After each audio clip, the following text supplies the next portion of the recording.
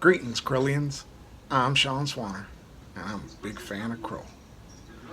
I love Star Wars and Back to the Future and Ghostbusters and Indiana Jones and all that jazz come out the 80s. But I can honestly say my favorite to come out of the 80s is Krull. Love that movie so much.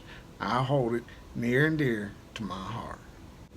I also love Drew Struzan, and I love all this cinematic poster art that he's created. And I like to make posters myself, so I decided that I would create a brand new poster to commemorate the 40th anniversary of our beloved movie, Krull. So, I'm proud to present to you the process of making this poster.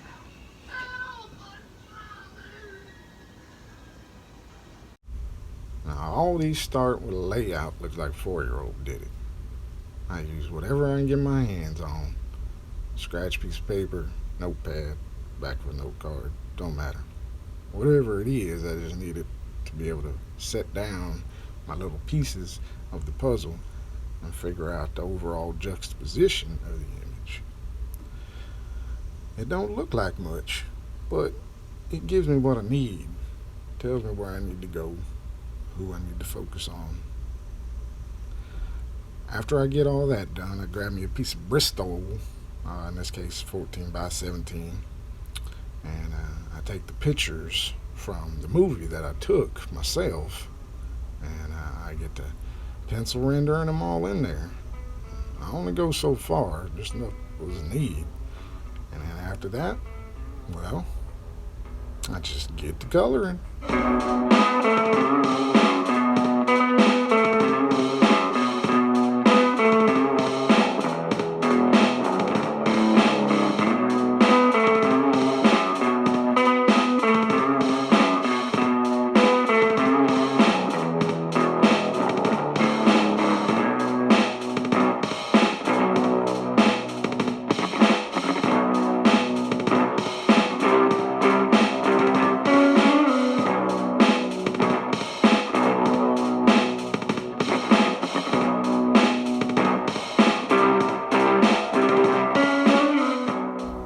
This ain't like coloring on them cheap coloring books as a kid.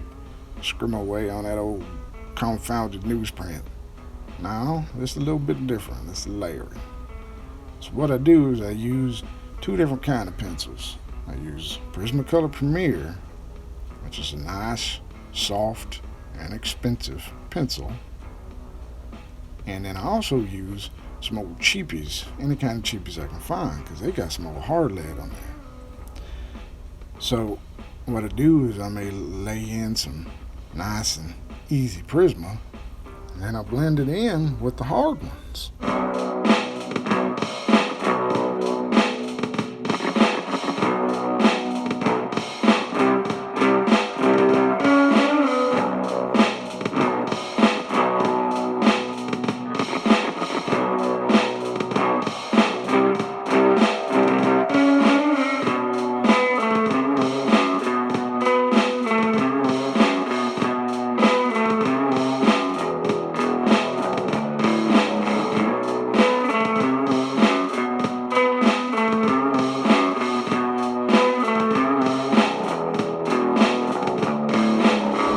So after an absurd amount of blending back and forth with the Prismacolors and the cheapies, till I finally achieve that desired look that I want, well, last thing to do is start lightening the lights and darkening the darks.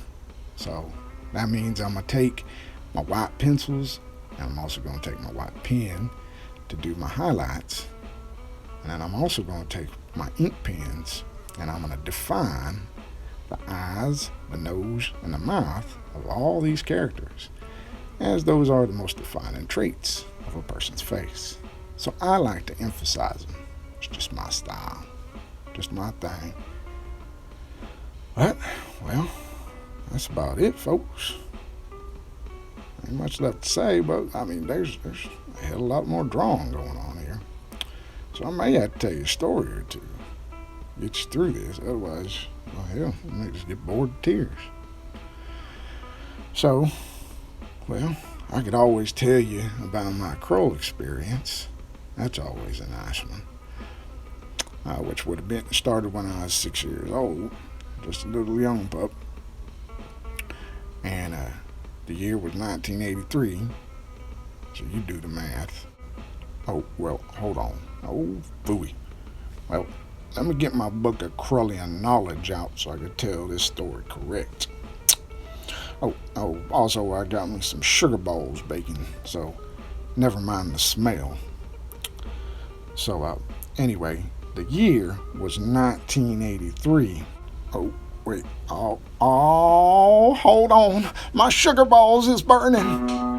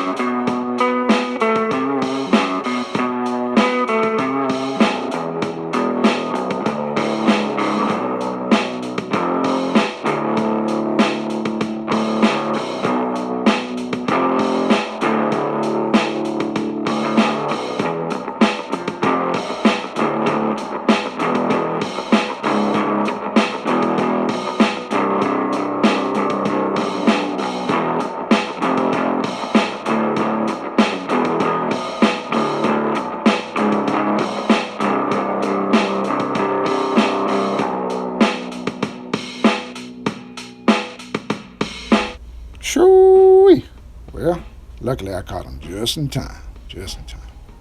So anyway, the year was 1983. I was 6 years old.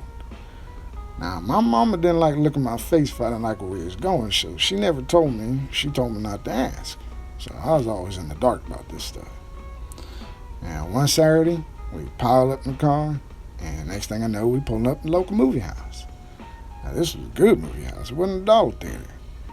And this was known as the Southmore 6 in Pasadena, Texas. And we pull up there, and we walk up to that window, and I'm looking, and I see this poster, and it's that poster we all know and love. It's got the Beast in the background, with Cole and Alyssa all up in the front, sitting in the Beast's hand, and that glaive with lots of glory blazing off of it, looking beautiful. And so I'm sitting there, and I start putting two and two together, and we had seen a trailer for this movie before, and I had made mention that I wanted to see it. Next thing you know, we was there at the movie house, standing in front of there, and there's that poster. And I look at it, and I look at her, and I look back at it, and I look back at her. I said, "Are we going to see this?"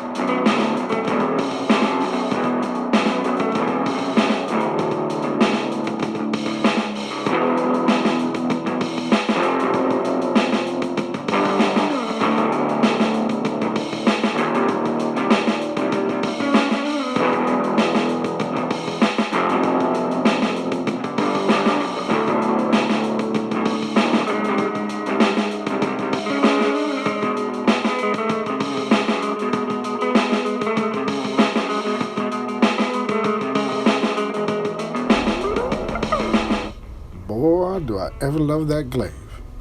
It is the most original and unique weapon to ever grace the silver screen, in my opinion. Its design is flawless. Its concept is flawless. It's eternal. I mean, you can't beat it. There just ain't nothing you can do. It's a saw blade that you control with your mind, and it cut through anything, and deflect anything. So, I mean, it was sorely underused in that movie. But hey. But other than that, that sucker right there, well, that takes a cake.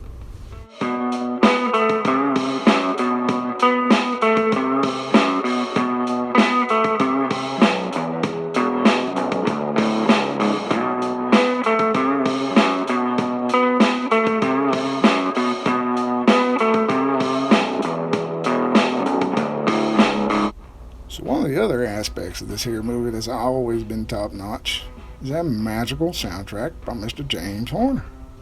I mean to tell you, I must have listened to that thing on repeat the whole time I was drawing this.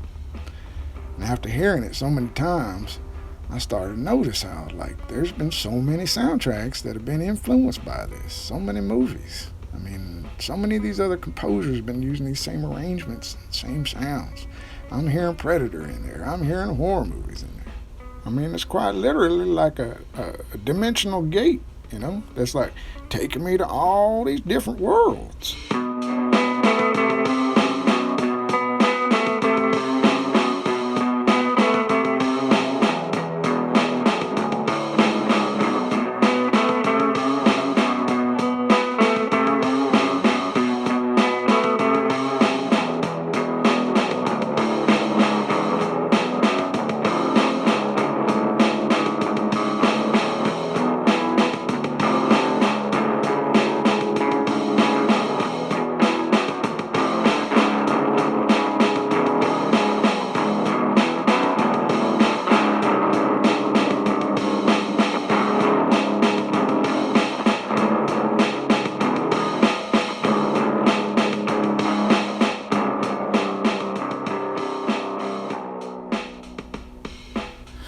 Well, folks, that's about all the drawing. I mean, I got stories for days. I've painted a mural at the local arcade. I've also written up a synopsis and drawn up a whole poster for a sequel to this movie. But we'll get to that in another episode. So, we're going to go ahead and end this here, and I'm going to go grub on me some sugar balls. But if by any chance you fancied this, and you want to get your hands on your very own limited to 83 fine art prints, well, there's an email address in the description. You send me an email, and we'll talk. And I'll get you priced up, find out where you're at, what everything's going to be, and I'll get you taken care of. Well, till next time. Hope all you folks have a good one. You hear?